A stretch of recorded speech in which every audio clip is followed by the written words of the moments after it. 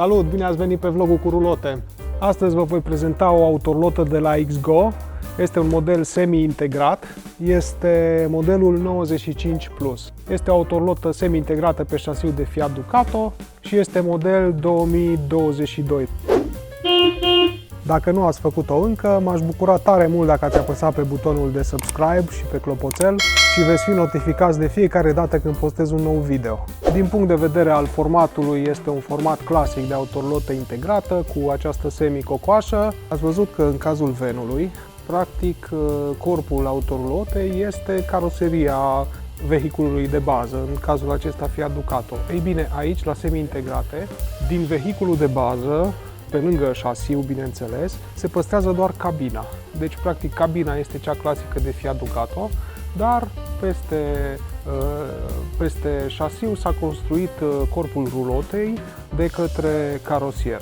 Acest tip de autorulotă este unul dintre cele mai populare în Europa, pentru că este un compromis între spațiu și agilitate. Dacă Venul este super agil, este mult mai compact, ei bine, autorulota semi-integrată încearcă să ofere mai mult spațiu, dar să păstreze oarecum agilitatea și avantajele date de un profil mai aerodinamic. Spații de depozitare generoase, ferestre mari pentru luminozitate. Fiind un model 2022, este făcut pe cel mai recent șasiu de la Fiat și are motorul nou de Alfa Romeo, care este mult mai rafinat decât vechiul model. Aici pe lateral putem vedea conexiunile pentru utilități, aici avem pentru alimentarea cu apă, pentru curent la 220, pentru toaletă și aici avem evacuarea de la încălzirea de tip Truma Combi. De asemenea, compartimentul pentru baterie este tot aici în lateral. Partea din spate putem vedea un garaj destul de generos, unde încap foarte multe lucruri. Ce este super ok la acest model este că vine cu ocheți pentru fixarea bagajelor preinstalați, iar garajul este încălzit. Puteți să vedeți acolo gura de evacuare pentru aer cald. Spatele autorulotei este spatele clasic de XGO. Bara spate este schimbată începând cu anul 2021, fiind mult mai rotunjită, dar mare atenție pentru că este și destul de ușor de spart și destul de scumpă de înlocuit. Bineînțeles, accesul la garaj se face prin ambele laturi, iar aici avem partea de frigider, respectiv admisia și evacuarea de aer pentru frigider. Lumină exterioară tip LED și aici avem un compartiment de gaz unde intră două butelii sau, după caz, rezervoare, în funcție de ce optează fiecare. Haideți să intrăm și înăuntru.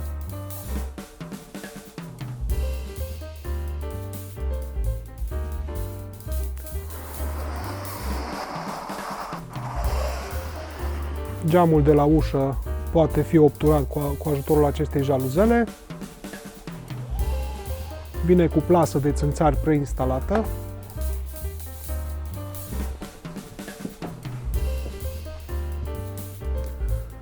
Partea de cabină cu scaunele care se rotesc, sunt de tip swivel base.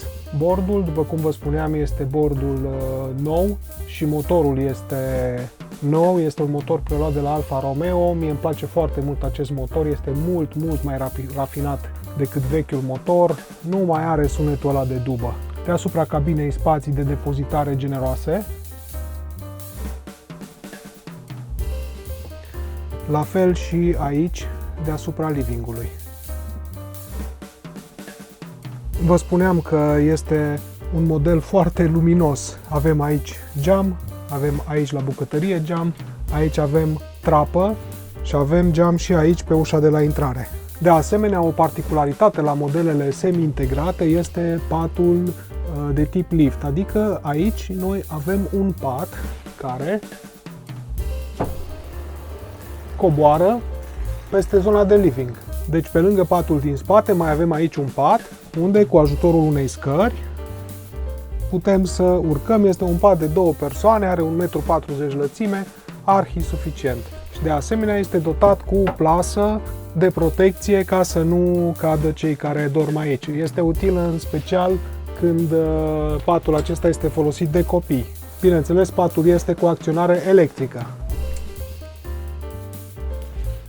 Ați observat o mică fluctuație a luminii, este din cauza că această autorulotă nu are încă montată o baterie, este doar conectată la 220. În momentul în care e montată acea baterie, nu mai apar acele fluctuații. Așa, să mergem mai departe. Aici avem zona de frigider, zona de panou de control, iar aici de obicei este locașul unde se poate monta un televizor. Panoul de control este de tip nou, de aici putem să controlăm pompa de apă, luminile, absolut tot și să obținem diverse informații despre autorulotă. Aici avem un frigider Tedford trivalent.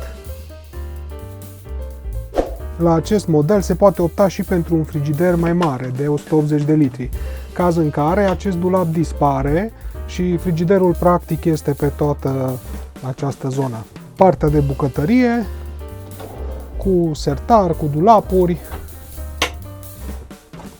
Aragazul este un aragaz Can cu 3 ochiuri și aprindere piezoelectrică. Chiuvetă de dimensiuni generoase și aici mai avem spații de depozitare. Geamurile toate au plasă de țânțari și jaluzea împotriva soarelui. Și să mergem mai departe. Ce îmi place mie foarte mult la acest model de autorulotă este faptul că zona de zi, adică bucătăria, living, unde ne aflăm acum, și dormitorul sunt separate prin această ușă. Deci, practic, n-ai vrut să-ți faci patul, l-ai lăsat toate acolo, ai închis ușa, dacă îți vine cineva în vizită, nu vede ce dezastru ai în dormitor. Este foarte util genul acesta de compartimentare, pentru că separă foarte, foarte bine zonele. Haideți să vă arăt și zona de dormitor și de baie. Dormitorul este cu două paturi separate în cazul de față. Există și variante cu patul unit, dar atunci dispare practic acea zonă de dulap de pe mijloc. Spațiile de depozitare sunt foarte generoase. Avem aici aceste dulapuri foarte mari. Mai avem aici dulap. Pe cealaltă parte la fel dulapuri. Aici avem acces direct în garaj. Iar aici iarăși avem spațiu de depozitare și centrala Truma Combi. Iar în cealaltă parte din nou un spațiu de depozitare de aproape 1 metru cub, adică foarte, foarte mare. Este foarte spațioasă autorulota asta. Un avantaj iarăși, dacă totuși vreți să faceți un singur pat aici, există o somieră care se pune aici și peste ea se pun aceste saltele și puteți să aveți un pat mare unde încap chiar 2 adulți și un copil. Aici avem partea de toaletă, chiuveta și vasul WC, care se închid cu această ușă glisantă, iar dușul este separat în partea opusă. Este foarte practic să ai dușul separat. Aici avem partea de control a temperaturii, respectiv controllerul de la Truma.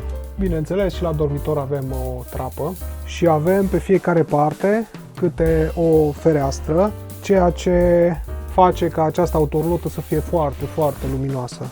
Aceasta a fost autorulota XGO 95. Sper că v-a plăcut. Puteți să dați un subscribe și să apăsați pe clopoțel și veți fi notificați de fiecare dată când postez câte un nou filmuleț. Până data viitoare, vă salut!